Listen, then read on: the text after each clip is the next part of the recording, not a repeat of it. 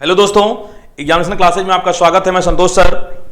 आज हम लोग इलेक्ट्रिक पोटेंशियल के बारे में पढ़े थे। कल हम लोगों ने इलेक्ट्रिसिटी में पढ़ा था कि आवेश क्या होता है, विद्युत धारा क्या होता है और चालक और कुचालक के बारे में। तो आज हमारा जो हेडिंग है वो है इलेक्ट्रिक पोटेंशियल, विद्युत विभव। इलेक्ट्रिक पोटेंशियल क्या होता है? कह रहा कि किसी आवेश को एकांत अनंत से किसी एक निश्चित पॉइंट तक लाने में जो कार्य किया जाता है, किसी आवेश को अनंत से किसी बिंदु तक लाने में जो कार्य किया जाता है वो हमारा क्या कहलाता है? वही हमारा विभव कहलाता है। तो एकांक आवेश को अनंत से, एकांक आवेश को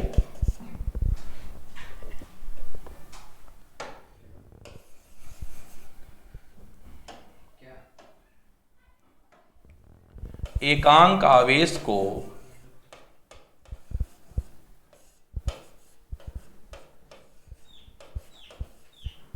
एकांक आवेश को अनंत से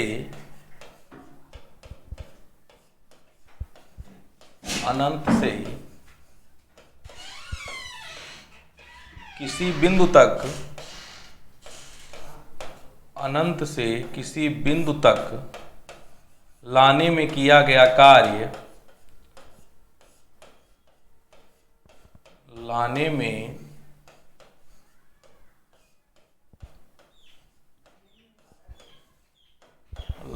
किया गया कार्य क्या कहलाएगा? विद्युत विभव कहलाता है। लाने में किया गया कार्य उस बिंदु का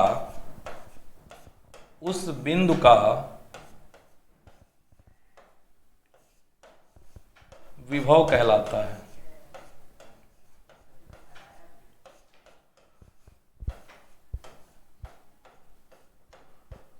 विभव कहलाता। तो कह रहा है कि एकांक आवेश को अनंत से किसी बिंदु तक लाने में किया गया कार्य उस बिंदु का विभव कहलाता है। क्या कहलाता है? उस बिंदु का विभव कहलाता है। इससे हम लोग किससे डिपेंड करते हैं? इससे हम लोग स्मॉल v से, इसे v से प्रदर्शित करते हैं, प्रदर्शित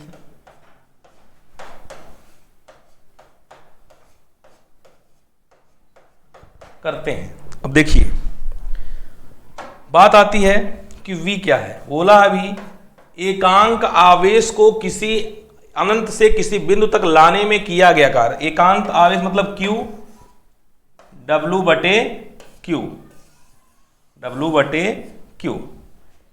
तो यहां से यूनिट क्या हो सकता है? W का क्या हो जाएगा?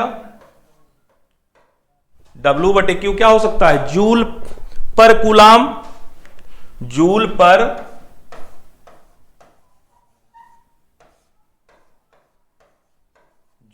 कूलम, या इसी को हम लोग क्या कह देते हैं? बोल्ट भी कहते हैं। इसे क्या कहते हैं? बोल्ट भी कहते हैं। तो यहां से क्या हो गया कि एकांक आवेश को अनंत से किसी बिंदु तक लाने में जो किया गया कार्य होता है उस बिंदु का विभव कहलाता है। इसे v से प्रदर्शित करते हैं। v बराबर क्या होगा? W बटे Q। इसका यूनिट क्या हो जाए? जूल पर कूलाम या बोल्ट होता है। क्या होता है? जूल पर कूलाम या बोल्ट होता है। इसमें कोई दिक्कत नहीं होगी। कल ही बताए थे कि आपका आवेश क्या बताए थे? आवेश जो बताए थे, आवेश जो था Q इक्वल क्या था? IT था, या I बराबर क्या था? Q by IT। आवेश के प्रवाह करने की दर को क्या कहते थे? धारा कहते थे। तो ये हम लोग कल इसके बारे में पढ़े थे। तो विभव में कोई अब आपको दिक्कत नहीं होगा कि विभव तो एक जो अभी बताए हैं आपको हम तुरंत कि एकांक आवेश को अनंत से, एकांक आवेश को अनंत से किसी बिंदु तक लाने में किया गया कार्य उस बिंदु का विभव कहलाता है। एकांक आवेश बोला था तो इसको हम लोग v से दिखाते हैं। तो v बराबर होता है W बटे Q। W आपका कार्य है, Q आपका आवेश है, तो W से जूल प्रति कूलाम हो गया। जूल प्रति कूलाम को हम लोग क्या कहते हैं? बोल्ट भी कहते हैं। पूछता है कई बार कि विभव का मात्रक क्या होता है? बोल्ट होता है। क्या होता है? बोल्ट होता है। या कभी कोई जूल प्रति कूलम्ब भी बोल देता है। ठीक है, कोई दिक्कत नहीं है। आगे हम लोग देखते हैं। अब आता है विद्युत क्षेत्र की क्या होती? तीव्रता। विद्युत क्षेत्र की तीव्रता।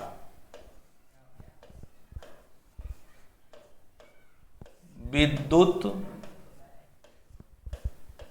क्षेत्र की तीव्रता,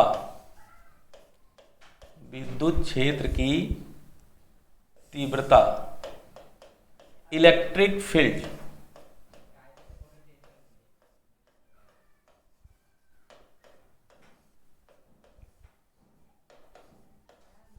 इलेक्ट्रिक फील्ड।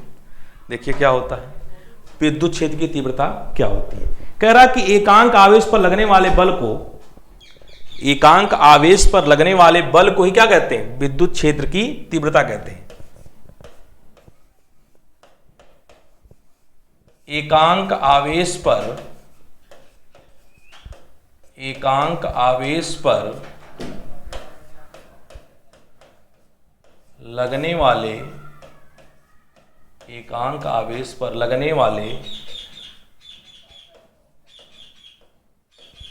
बल को ही, लगने वाले बल को ही विद्युत क्षेत्र की तीव्रता कहते हैं। विद्युत क्षेत्र की तीव्रता कहते हैं।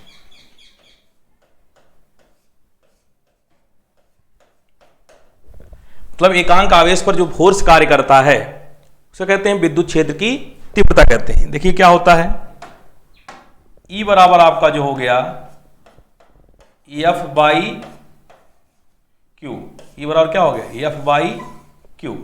E हमारा हो गया विद्युत क्षेत्र की तीव्रता, E equal F by Q होता है कि एकांक आवेश पर लगने वाले बल को ही क्या कहते हैं, विद्युत क्षेत्र की तीव्रता कहते हैं। ठीक है, इसका मात्रक जो होता है न्यूटन पर कूलाम होता है। क्या होता है इसकी यूनिट, इसकी यूनिट क्या होती है,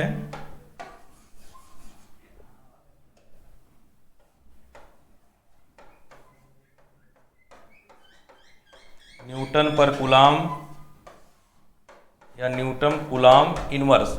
और कई बार पूछा है कि विद्युत क्षेत्र की तीव्रता कौन सी राशि होगी, कौन सी राशि होगी, तो यह है आपकी एक सदिश राशि है। क्या है आपकी ये सदिश राशि है।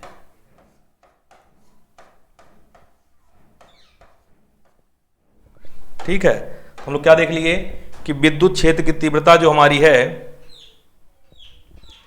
विद्युत क्षेत्र की तीव्रता एकांक आवेश पर लगने वाले बल को विद्युत क्षेत्र की तीव्रता कहते हैं। E इक्वल F बाई की होगा, इसकी यूनिट होती है न्यूटन पर कूलाम या न्यूटन कूलाम इनवर्स। ये कौन सी राशि है, ये आपकी सदिश राशि है। कौन सी राशि है, एक आपकी सदिश राशि है। ठीक है, तो क्वांटिटी आपकी क्या हो गई, सदिश राशि हो गई। तो विद्युत क्षेत्र की तीव्रता, विद्युत विभव बारे जाने। हमारा अगला हेडिंग है इलेक्ट्रिक करंट। हम लोग कल पढ़े थे, इलेक्ट्रिक करंट के बारे में हम लोग पढ़े थे। तो यह कौन सी होती है, यह कौन सी राशि होती है, हम देखते हैं इंपॉर्टेंट क्वेश्चन में।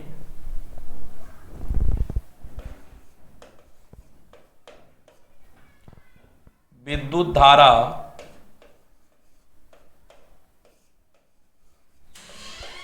विद्युत धारा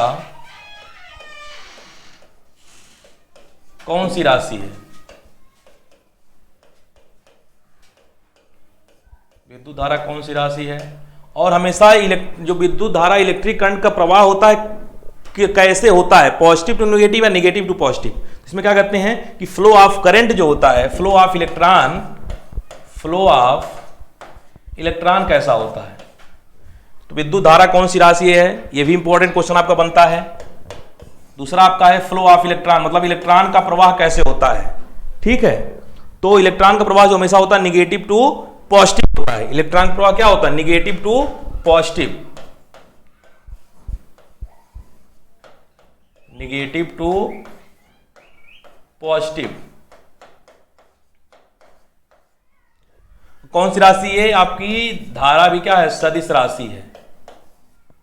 कौन सी राशि है, धारा भी आपकी ये सदिश राशि है। सॉरी,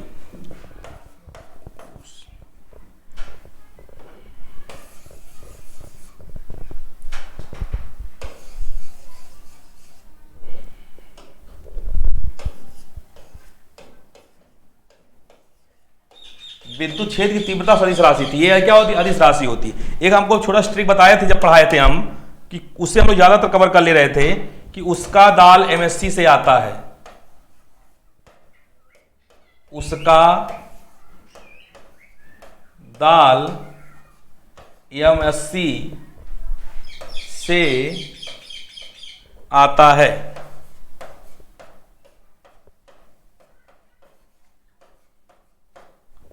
ठीक है, तो यहां से हम बताए थे उ मतलब हो गया ऊर्जा, समय, कार्य, दाब, लंबाई, मास, स्पीड, करंट। देखिए वहां से स्ट्रिंग में था करंट, करंट क्या आपके है, ये जितने बताएं सब क्या बताएं, ये सब हमारी जो हैं ये सब कौन सी राशि हैं, आदिश राशि हैं। क्या है, आदिश राशि हैं। तो इतना आप अगर ट्रिक थोड़ा याद रखेंगे तो अगर इसमें से कोई आता है तो आप गलतियां नहीं करेंगे कि उसका दाल MSc से आता है। उ मतलब ऊर्जा, से मतलब समय, का से कार्य, दा से दाब, ला से लंबाई, यम से मास, यस से स्पीड, सी से करंट। ठीक है, और ये वॉल्यूम मतलब आयतन, ये टेम्परेचर ताप। तो आपको लगभग 1 2 3 4 5 6 7 8 9 10 10 11 आपको हो गए। अगर इसमें से आपका आता तो गलतियां हम लोग नहीं करेंगे। तो आपको बताएं विद्युत धारा कौन सी राशि है, यहां से देख लीजिए क्या है, करंट। सी से करंट, करंट मतलब क्या होगी, ये आपकी अदिश राशि है। फ्लो ऑफ करंट कैसे होता है, फ्लो ऑफ इलेक्ट्रॉन, जो इलेक्ट्रॉन का प्रवाह होता है कौन को कैसे होता है, पॉजिटिव निगेटिव, मतलब फ्लो ऑफ मतलब विद्युत धारा में, फ्लो ऑफ इलेक्ट्रॉन विद्युत धारा जो इलेक्ट्रिक करंट का फ्लो कैसे होता है, निगेटिव टू पॉजिटिव। इसमें कोई दिक्कत नहीं होगा। अगर कोई समस्या होगी तो आप लोग कमेंट बॉक्स में बता सकते हैं। आगे देखते हैं।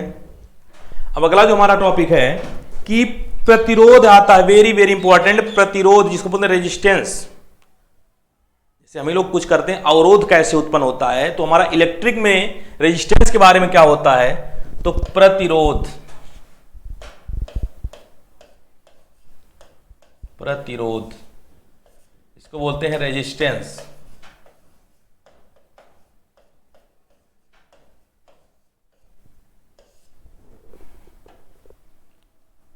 रेजिस्टेंस, प्रतिरोध क्या होता है, प्रतिरोध क्या है, किसी पदार्थ का वह जिसके कारण विद्युत धारा में होने वाले अवरोध को उत्पन्न करता है। क्या करता है, किसी पदार्थ का वह गुण, किसी पदार्थ का वह गुण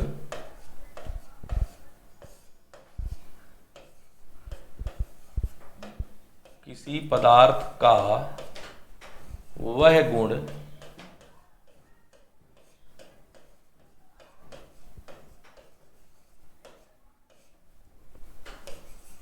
जिसके कारण विद्युत धारा में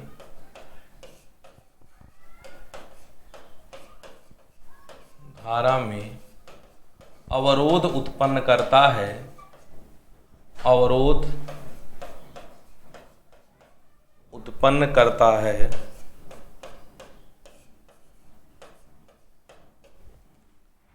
प्रतिरोध कहलाता है, प्रतिरोध कहलाता है। ठीक है, किसी पदार्थ को वह जिसके कारण विद्युत धारा में अवरोध उत्पन्न करता है या उस धारा में होने वाले अवरोध को ही क्या करते हैं, प्रतिरोध कहते हैं। तो हम लोग ये पढ़े थे V प्रोपोर्शनल I, क्या पढ़े हैं, V प्रोपोर्शनल I कि मतलब V हमारा जो है वो एम्पियर के समानुपाती होता है। तो यहाँ से जब एक कांस्टेंट का मल्टीप्लाई करेंगे तो V इक्वल क्या हो जाता है, I इंटू R। तो R और R क्या हो जाता है, V बाई I।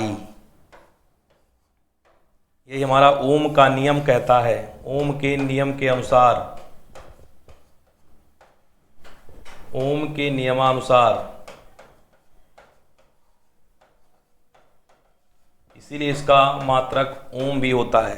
तो R इक्वल क्या हो गया, V by I, R equal V by I. इसका यूनिट क्या होता है, यहां से यूनिट लिख लेते हैं क्योंकि ओम साहब के हिसाब से, इसलिए इसका नाम, इसका जो मात्रक होता है ओम भी होता है। क्या होता है, ओम, या वोल्ट प्रति एम्पियर, अथवा क्या होता है, वोल्ट प्रति ampere.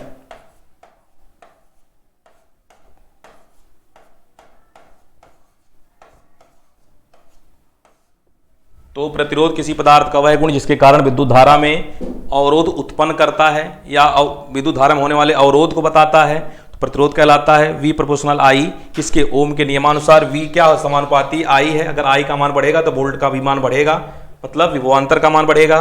V equal IR, R equal V by I। यहां से इसकी यूनिट निकाल ली हम लोग। यूनिट क्या हो जाती है?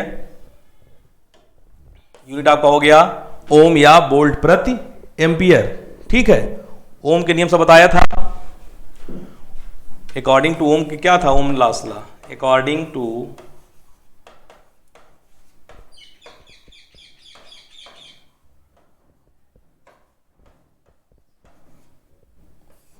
Ohms law. मतलब क्या है कि अगर इस तरह देखा जाए तो हमारी एक सरल रेखा में बढ़ती है। मतलब क्या? इससे सीधी रेखा में कि अगर हमारा I का मान बढ़ता है, अगर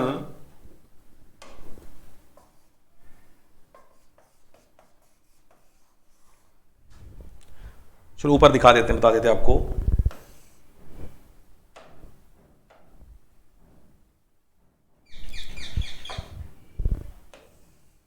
इस तरह से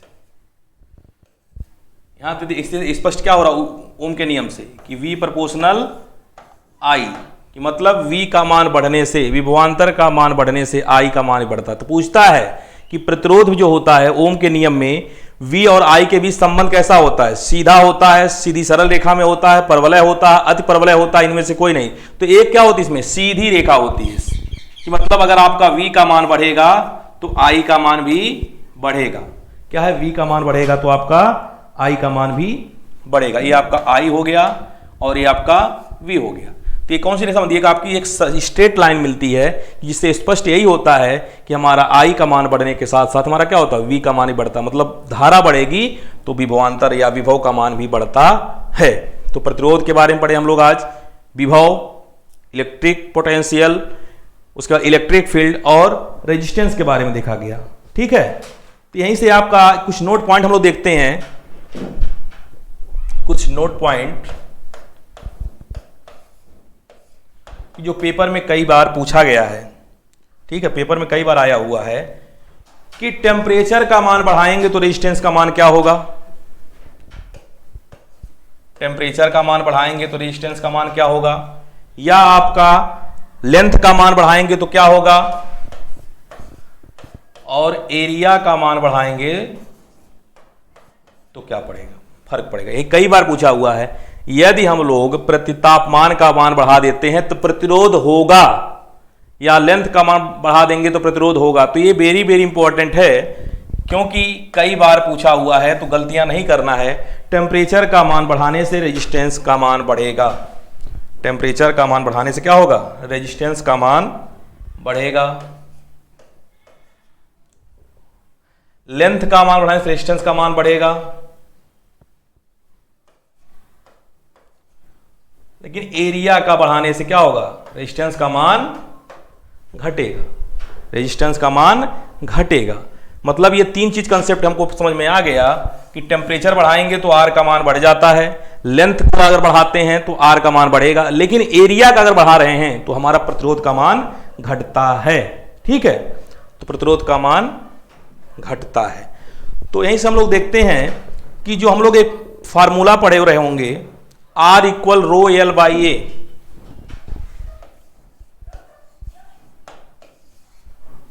R इक्वल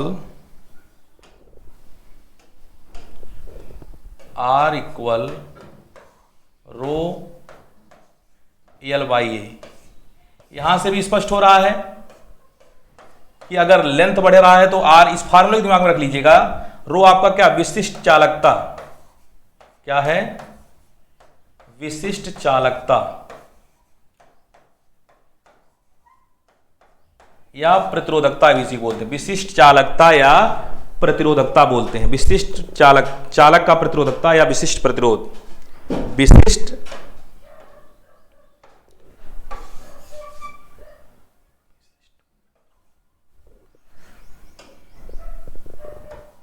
विशिष्ट प्रतिरोध। ठीक है, तो रो आपका विशिष्ट प्रतिरोध हो गया, या इसी को प्रतिरोधकता, चालक का प्रतिरोधकता या विशिष्ट प्रतिरोध बोला जाता है। तो हम लोग इसके बारे में देखें, ठीक है। तो यहां से फार्मूले से हम लोग ये जो हम अभी बताए हैं अभी आपको, हम इस फार्मूले से भी दे सकते हैं कि क्या होता है।